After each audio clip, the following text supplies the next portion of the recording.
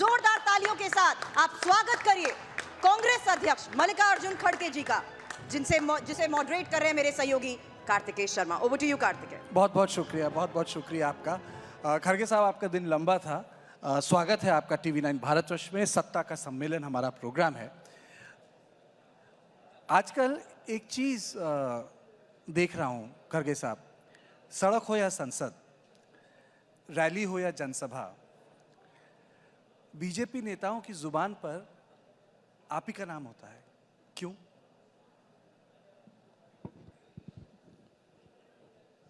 अब डेमोक्रेसी में विपक्ष का नाम लेना जरूरी रहता है और विपक्ष को भी जो रूलिंग पार्टी के नेता होते हैं उनका भी नाम हम लेना पड़ता है। तो ये जबान पे तो है उनके, लेकिन मैं उनके दिल में नहीं हूँ, जबान पे हूँ। और हमेशा रूलिंग पार्टी ये चाहती है कि विरोधी पक्षों के साथ एक दुश्मनी का या उनके साथ ठीक ढंग से बर्ताव नहीं करते।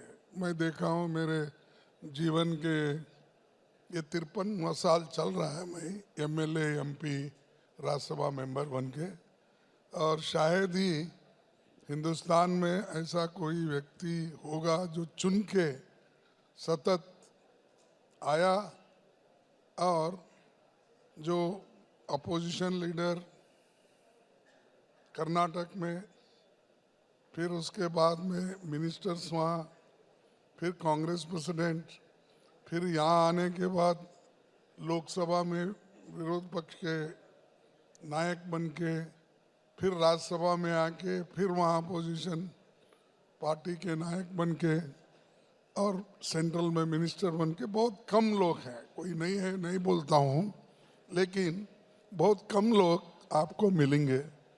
तो वैसा ही मेरे को एक अपॉर्चुनिटी मिला और मैं ऐसे एक घर से आता हूँ, या आप घराना बोलते, घर बोलते, कुछ आता हूँ। तो मेरा 1947 में पूरा घर जल गया था, बर्बाद हो गया था। मैं अपने माँ को खोया, बहन को खोया और चाचा को खोया, भाई को खोया। मैं अकेला किसी झाड़ के नीचे खेल रहा था, ऐसा मेरे पिताजी बताए। वो खेत में काम कर रहे थे, तब लोगों ने जाके उनको बताया, भाई तुम तो खेत में काम कर रहे, तुम्हारा घर जल रहा है वहाँ। तब वो भागते भागते पहले बच्चों को उनको ढूंढने लगे, कोई बच्चा जल के खाक हो गए थे, माँ भी खाक हो गई थी।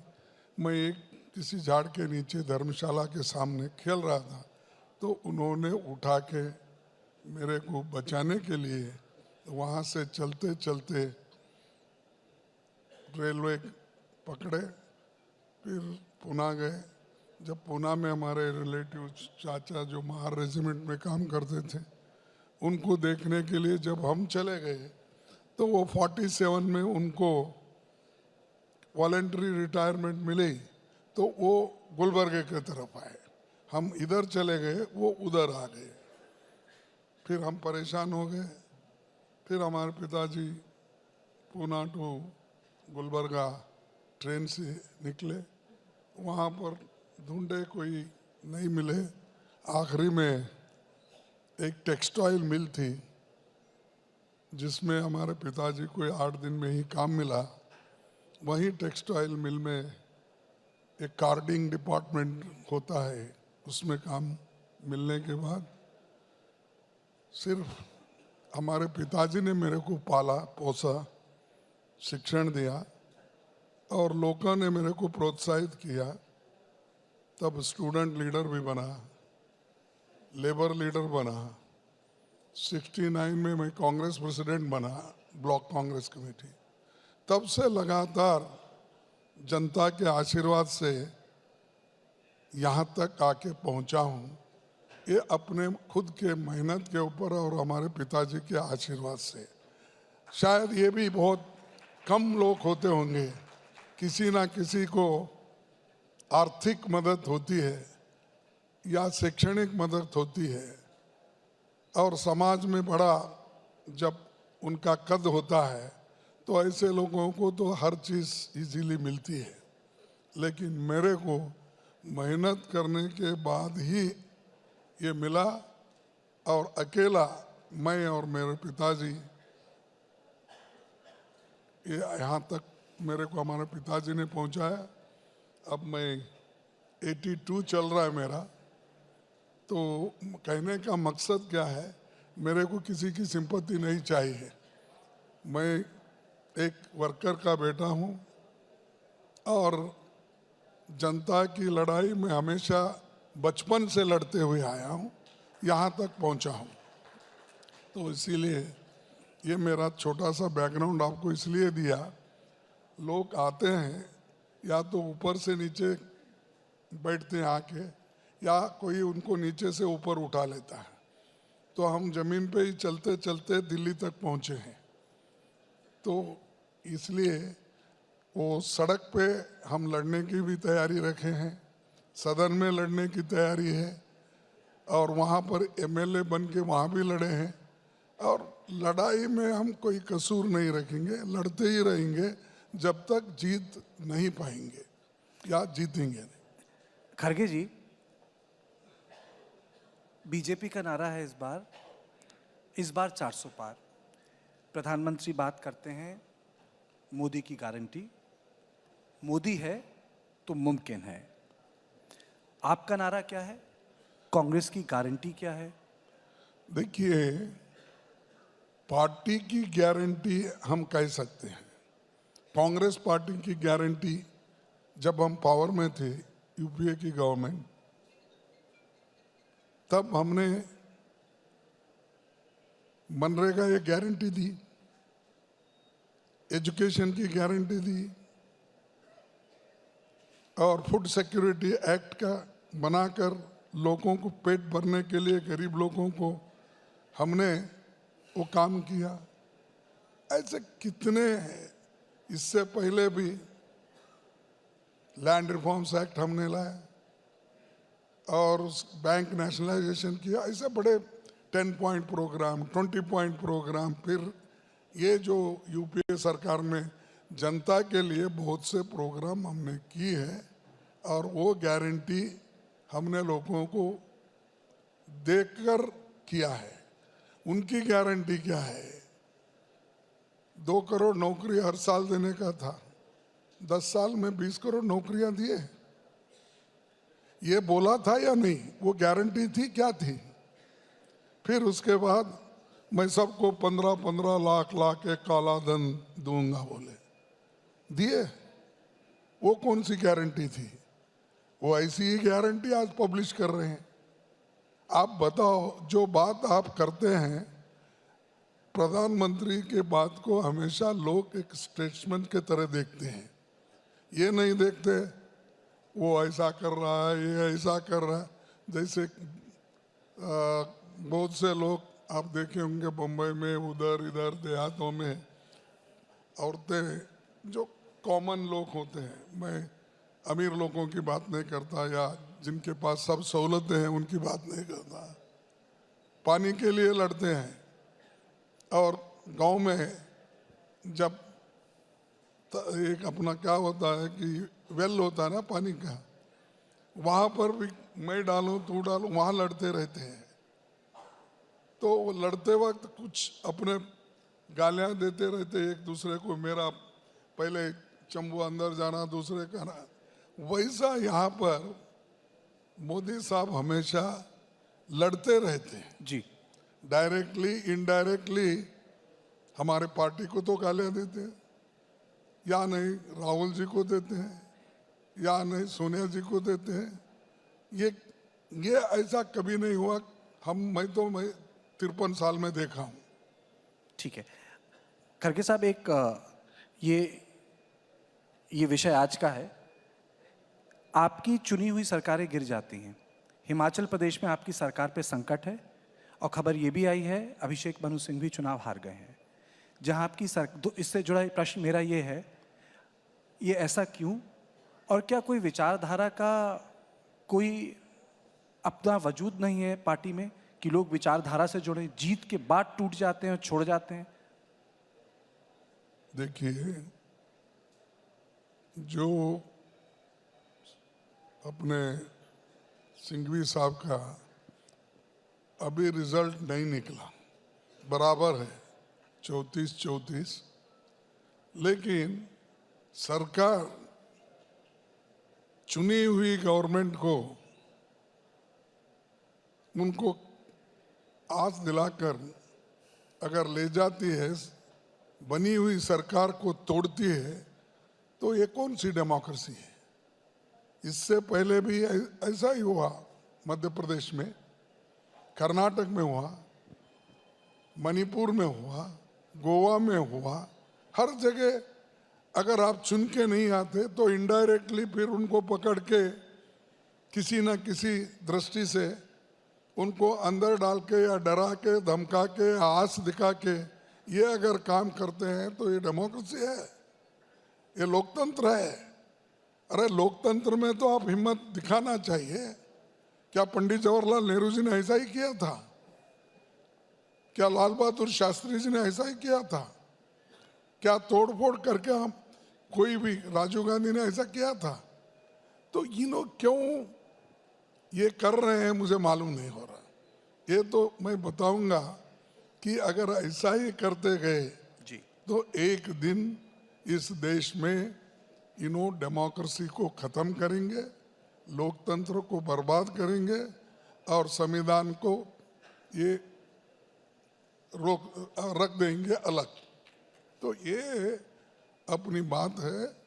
तो अगर आपको बहुमत मिला है, ठीक है, हुकूमत कीजिए, आपके आइडियोलॉजी इम्प्लीमेंट कीजिए, आपको जो लगता है, लेकिन डरा धमका के अगर कोई डेमोक्रेसी में करता है, ये चल नहीं सकता। पर खड़गे साहब, आपकी पार्टी से पिछले एक दशक में 2014 के बाद कई बड़े नेता गए, हाल फिलहाल पूर्व मुख्यमंत्री भी चले गए अशोक चव्हाण। तो मैं उसी चीज़ को दोहरा रहा हूँ कि एक विचारधारा की ग्लू होती है। कांग्रेस की एक विचारधारा है, 100 साल पुरानी पार्टी है, लोग संघर्ष करते हैं। 60 और 70 के दशक में आपने वहाँ की राजनीति देखी है, लोगों ने संघर्ष किया कांग्रेस के खिलाफ। देखिए, चंद लोग पावर के भूखे होते हैं।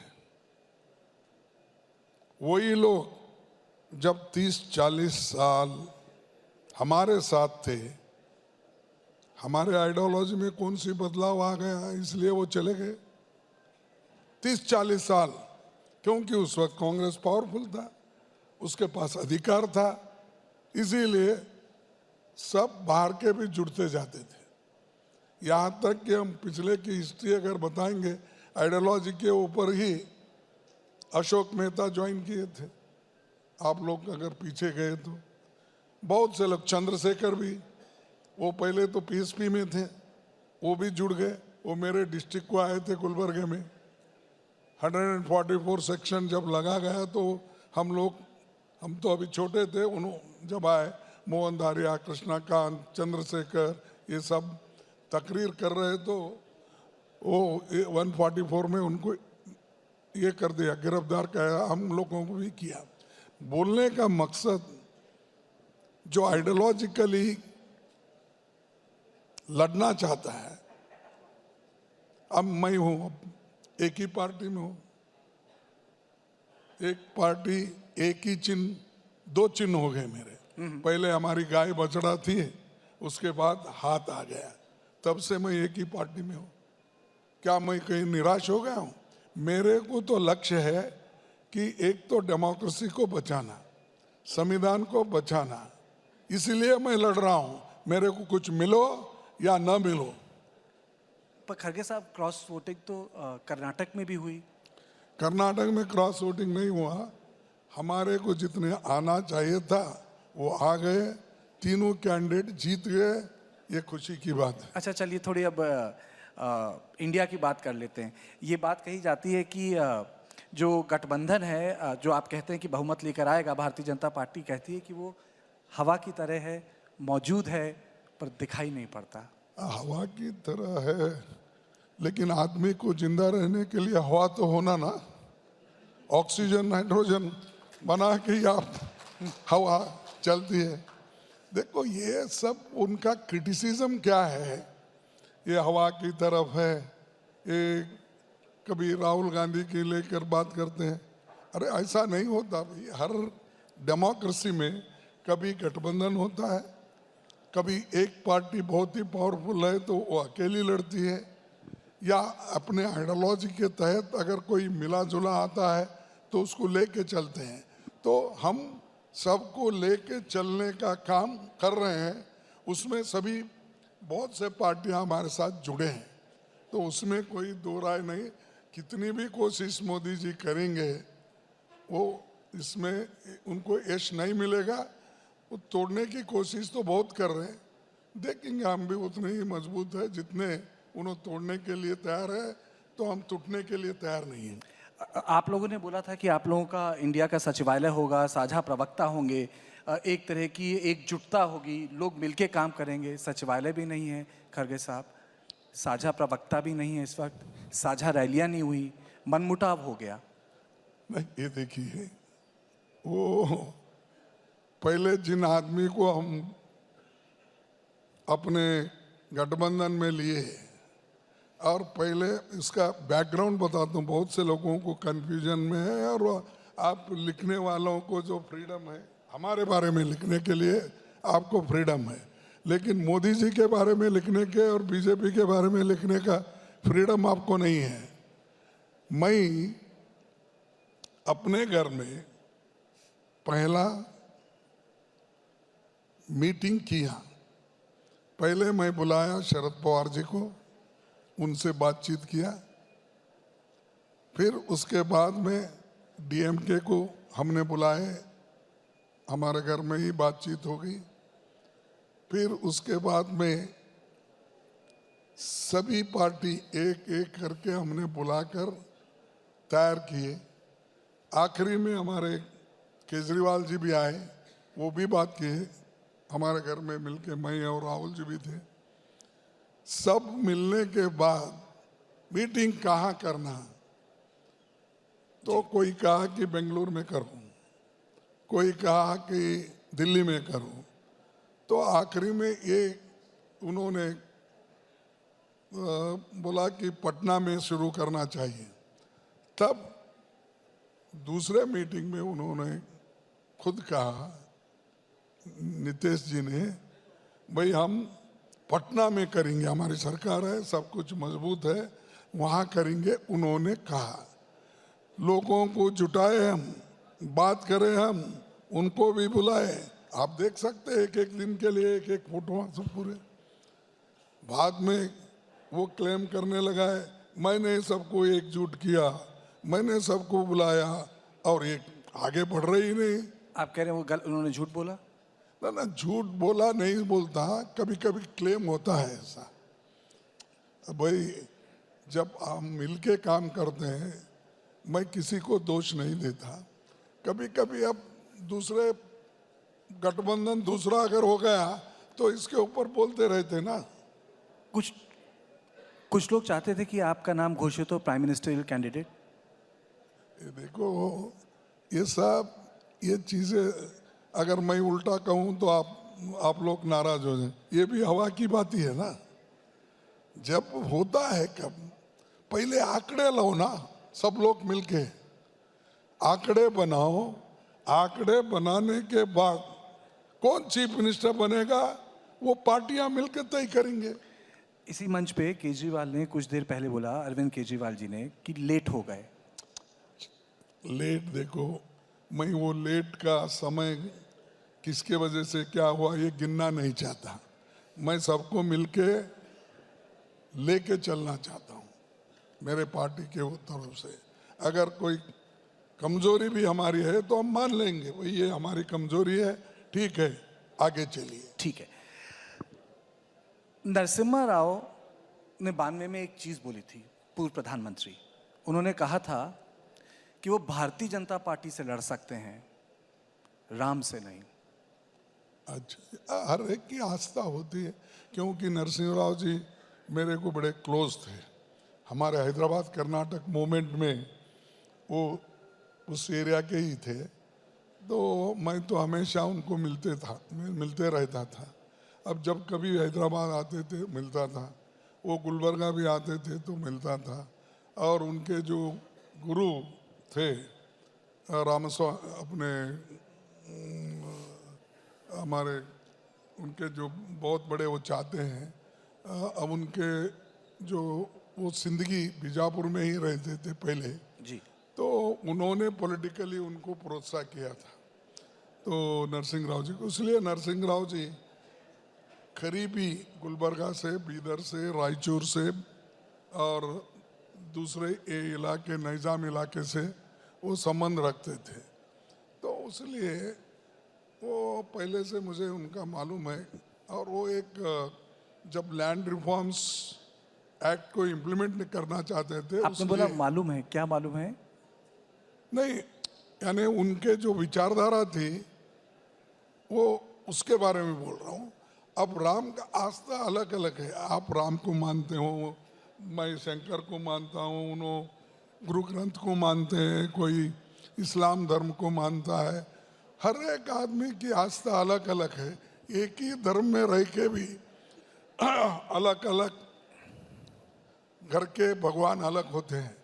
कभी आपका भगवान हो सकता है, अब मेरे घर में पहले हमारे पूर्वजों का मलार बोल के मैलार लिंग ये था, यानी वो एक जी।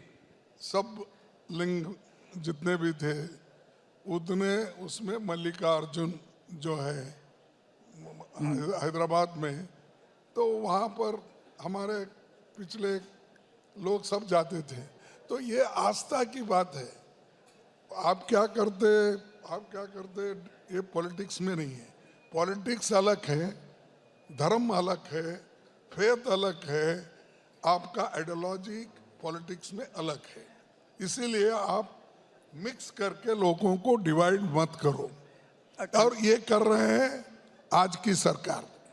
खड़गे साहब, भारत एक आस्था वाला देश है। आपको नहीं लगता कि प्राण प्रतिष्ठान के बाद उत्तर भारत थोड़ा, आप एक तरीके से कह सकते हैं, राममय हो गया है? हाँ? राममय हो गया है, मूड बदला है, एक प्रो इनकम्बेंसी तैयार की है बीजेपी के लिए।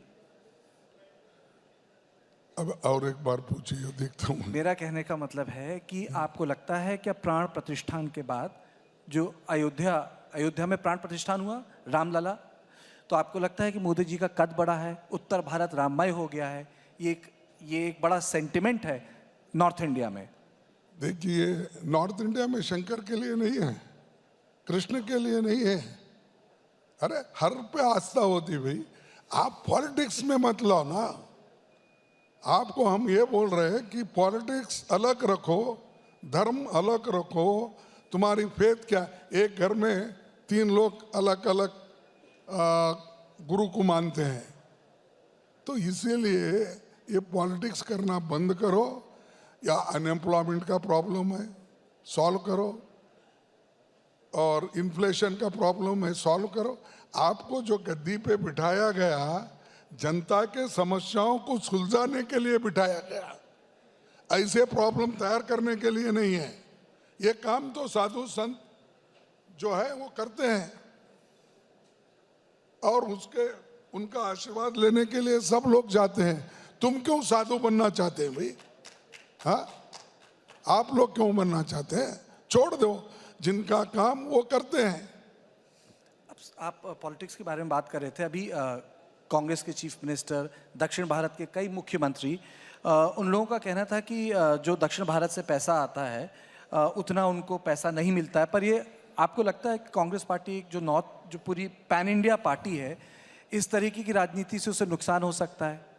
देखिए, ये गलत बात है। साउथ और नॉर्थ ये बोलना ठीक नहीं है भाई। सभी हम भारतीय हैं, इंडियंस है, हिंदुस्तानी हैं, और जब हिंदुस्तान के लोग एक होकर आज़ादी लिए हैं और आज़ादी को हिफाजत करना अपना फर्ज होता है।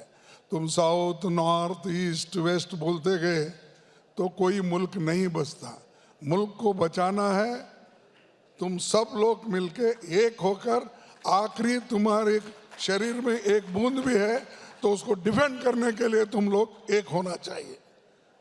पार्टी का सवाल नहीं है यहाँ पर, हमारा देश, इसका सवाल है। अब मोदी बोले तो क्या है, या दूसरा कोई, हम मानते हैं। अरे तुम्हारी पॉलिटिक्स है, तुम्हारी आइडियोलॉजी है, तुम्हारी पार्टी है, कुछ भी करो, लेकिन मुल्क के बारे में उसको तोड़ के, उसको डिवाइड करके तुम लोगों में जो ये भेदभाव तैयार कर रहे हैं, ये अच्छी बात नहीं है, और कल यू हैव टू पे फॉर इट। अच्छा चलिए एक बताइए, एक चीज़ पूछी जाए, ये कांग्रेस पार्टी से जुड़ी है। लोग कहते हैं कि कांग्रेस में थोड़ा सा मैरी गो राउंड है। जब आपसे कोई विषय के बारे में पूछा जाता है तो आप कहते हैं एक बार वेणुगोपाल को कंसल्ट कर लीजिए। जब उनके पास जाया जाता है तो वेणु जी कहते हैं एक बार मैं राहुल जी से पूछ के बताता हूँ। और जब राहुल जी के पास जाया जाता है तो कहा जाता है कि I am not the president, मैं अध्यक्ष नहीं हूँ, खड़गे साहब अध्यक्ष हैं, आप उनके पास जाइए। देखो, ये मैं कभी किसको उनको पूछो इनको पूछो नहीं कहता। जिसको जो काम सौंपा गया है, अब ऑर्गेनाइजिंग सेक्रेटरी है, अगर कोई आया, साहब हमारे पास डीसीसी नहीं बना, ब्लॉक नहीं बना, तो मैं किसके पास भेजूं? नड्डा के पास भेजूं? हाँ, मैं तो अपने ऑर्गेनाइजिंग सेक्रेटरी को ही बोलूंगा ना। अब जब सवाल है मिल के काम करने का, एक्सपीरियंस जो मेरे से पहले सोनिया गांधी जी 25 इयर्स कांग्रेस प्रेसिडेंट थे, उनका अनुभव है, और कौन कौन से स्टेट में कैसा है, इसके लिए पार्टी के अच्छाई के लिए पूछना बुरी बात है, उनका सलाह लेना बुरी बात है। तीसरा, राहुल गांधी जी, उन्होंने भी हमारे पूर्व अध्यक्ष थे, उनको भी कई चीज़ों को मालूम है, कई चीज़ हम बताते हैं, नहीं साहब ये ठीक नहीं है, वो मानते हैं। ऐसा नड्डा साहब कभी पूछे क्या मोदी जी नड्डा साहब को? ये मैं चैलेंज के साथ कहता हूँ। अरे उनको तो, मैं अभी आ रहा था यहाँ पर, मुझे फोन आया वो, लेकिन मैं बताना नहीं चाहता हूँ। अरे हमारे पास तो कम से कम बातचीत करके एक होकर निर्णय लेते हो, तुम्हारे पास ऊपर से जो आता वही सही, और हमको बोलते हैं कि ये हुकुमशाही चलती थी, इंदिरा गांधी ऐसी करी, सोनिया गांधी पीछे से सरकार चलाती थी। अब बोलते हैं भाई पहले फ्रीडम तो तुम्हारे पास के लोगों को पहले दो। अद्वानी साहब को किनारे पे बैठे, जोशी साहब अलग बैठे, अब 250 मिनिस्टर भी ज्यादा बात करेंगे तो हमारी कहीं पत्ती कट जाएगी, पतंग कट जाएगा, तो वो लोग भी चुप बैठे हैं। कुछ लोग तो ये कहेंगे वहाँ रिटायरमेंट पॉलिसी है, यहाँ रिटायर नहीं होता कोई नेता। नहीं, ये देखो, जो काम जिनको सूप वो हम बोलते हैं वो करते हैं। अगर वो नहीं होता तो हमारी कमेटी, कोर कमेटी है हमारे पास, उनसे पूछ के करते हैं। चलिए कुछ सवाल मैं फटाफट आपसे पूछता हूँ। आपके साथ जो आपका समझौता हुआ, पंजाब में नहीं हुआ, बाकी जगह हुआ, सम्मानजनक था? देखिए, पंजाब में इसलिए हुआ कि पंजाब में दोनों मिलके अलग अलग लड़ने का उनकी इच्छा थी, ठीक है। चंडीगढ़ हमको उन्होंने छोड़ा, हम कहीं और जगह छोड़े। दिल्ली में हम 3 लिए, वो 4 लिए, यही समझौता होता ना। अब बहुत से जगह हम लड़ते हैं, जैसा केरला है, केरला में हम लेफ्टिस्ट सभी लड़ते हैं, लेकिन दिल्ली में मोदी सरकार को निकालने के लिए, फिर से एक बार सत्ता में आने के लिए, उनको रोकने के लिए हम पूरी लोग कोशिश कर रहे हैं। इसका मतलब ये नहीं है कि हम यहाँ पर अलग अलग हैं। आपको चिंता नहीं होती खड़गे साहब की कांग्रेस की स्थिति दधीची जैसी हो जाए? कहने का मतलब कि उसको अपने पार्टी के संगठन को कॉम्प्रोमाइज़ करना पड़े सिर्फ मोदी को बाहर रखने के लिए। एक वक्त था कांग्रेस अपने आप खुद पंजाब में लड़ती थी, उसको ज़रूरत नहीं थी आम आदमी पार्टी की गुजरात में। दिल्ली में आप और भारतीय जनता पार्टी के बीच में होता था संघर्ष। 3 बार शीला जी मुख्यमंत्री रहीं, लगातार रहीं। उसके बाद कोई ऐसा स्टेट नहीं था। आपको नहीं लगता कि धीरे धीरे धीरे करके शायद 2 ही 3 राज्य बचे हैं, ऐसे मध्य प्रदेश, छत्तीसगढ़ और राजस्थान, जहां कांग्रेस की सीधी लड़ाई होती है, बाकी सब जगह आपको गठबंधन में लड़ना पड़ रहा है? देखिए, जहां जरूरी है वहां पर गठबंधन होता है। ये मोदी के लिए हराने के लिए कोई एक ही प्रश्न नहीं है इसमें।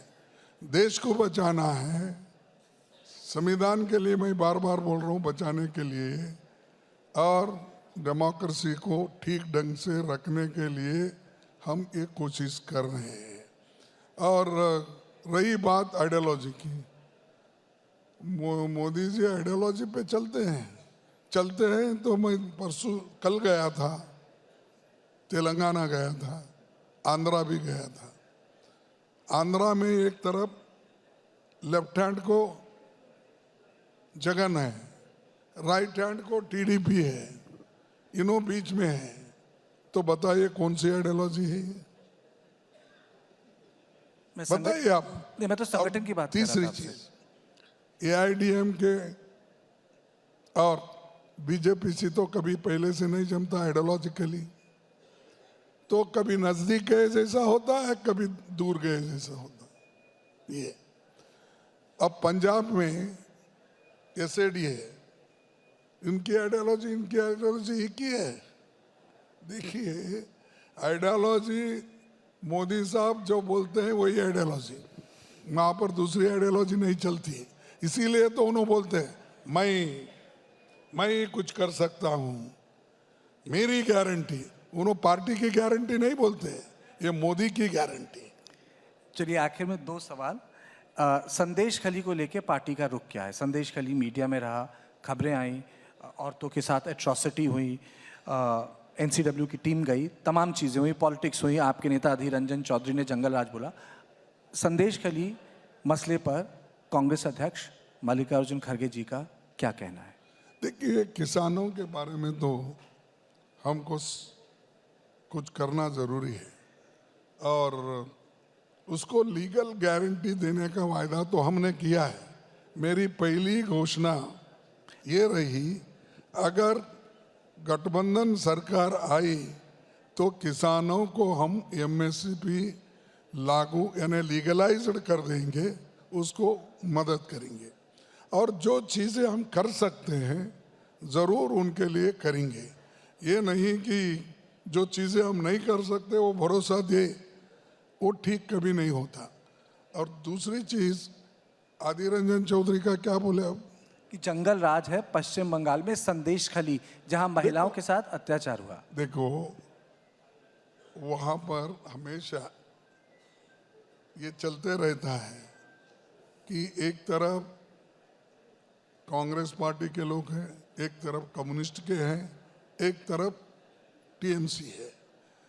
तो ये चीज़ें राष्ट्रीय स्तर पर उसके बारे में मैं ज़्यादा कमेंट नहीं करना चाहता हूँ। पर महिलाओं पे अत्याचार? नो, महिलाओं का हम कंडम करते हैं ना, महिलाओं का अत्याचार कंडम करते हैं, इसीलिए तो हम लड़ रहे हैं। अरे इस देश में साहब वोटिंग पावर महिलाओं को किसने लाया? आज़ादी के बाद अगर किसी ने महिलाओं को वोटिंग पावर दिया है वो कांग्रेस ने दिया है। अडल्ट फ्रेंचाइज इससे पहले इंग्लैंड में नहीं था, फ्रांस में नहीं था, यानी बहुत लेट करके वो लोग दिए। यूके में नहीं था, यूएस में नहीं था। अरे जो पार्टी हुकूमत में आई और कॉन्स्टिट्यूशन को स्वीकार किया, उसी दिन महिलाओं को भी इक्वल राइट्स दिया और अडल्ट फ्रेंचाइज के तहत गरीब अमीर महिला पुरुष सबको समान दृष्टि से हमने दिया। वो हम सबको सम्मान करते हैं। बहुत बहुत शुक्रिया खड़गे साहब, बहुत बहुत शुक्रिया आप इस सेशन में आए। मुझे क्लोज करना होगा सेशन। थक गए आप? मैं नहीं थका, मैं बिल्कुल नहीं थका, लेकिन हाँ, आप जाते जाते एक शेर सुना सकते हैं क्योंकि आप मनमोहन सिंह जी की नहीं, मैं शेर अब सुनाने के मूड में नहीं हूँ, लेकिन कभी वक्त मिला तो ज़रूर और एक बार बुलाइए, आऊँगा, शेर भी सुनाऊँगा और सरकार के गलतियां भी बताऊंगा। ठीक है, बहुत बहुत Thank you, शुक्रिया, धन्यवाद। बहुत बहुत शुक्रिया। Thank you so much for this session Kartikeya, thank you sir. Khadke sir please आप 1 मिनट के लिए मंच पर रुकें और TV9 नेटवर्क के CEO और MD वरुण दास सर को इस वक्त मैं मंच पर बुलाना चाहूंगी। जोरदार तालियों से एक बार फिर से अभिनंदन।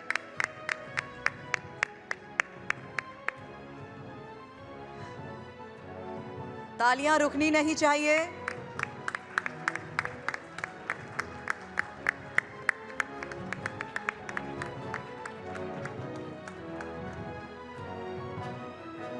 शुक्रिया सर।